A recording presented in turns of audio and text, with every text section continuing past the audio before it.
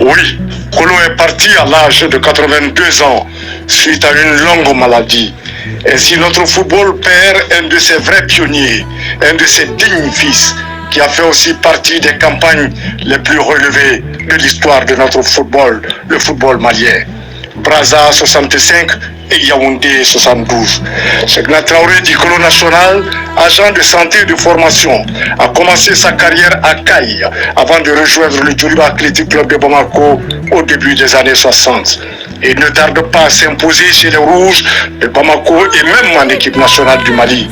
Capitaine et du Djoliba Athletic Club et de l'équipe nationale, ce défenseur teigneux était tout simplement l'incarnation de la détermination, de la volonté, du courage et de l'engagement.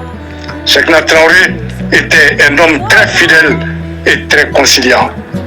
Il va ainsi rejoindre son ami de tout le temps, Ousmane Traoré, cet autre grand footballeur malien disparu il y a de cela quelques années. Leur amitié restera un exemple dans les annales de notre football. Amitié entre deux coéquipiers de l'équipe nationale, mais surtout amitié entre deux clubs rivaux, le Djoliba Athletic Club et l'AS Real de Bamako.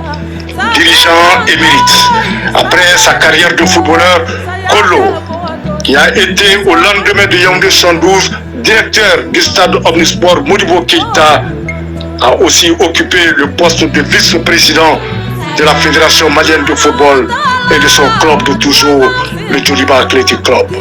Homme d'affaires intelligent et pragmatique, coéquipier modèle, décoré par l'État malien à plusieurs reprises, Kolo national s'en est allé pour de bon, tout comme la plupart de ses valeureux coéquipiers de Yaoundé 72 et de Brazza, parmi lesquels nous citerons Bakary Samake Bakaridjan, Doudou Diakiti, Bakoroba Touré Bako, Ousmane Traoré, Idrissa Touré Nani, Bassirou Diamontene, Sekou Sangaré et j'en passe volontiers. Repose en paix, grand défenseur, tu auras tout donné à ton pays que tu as tant aimé.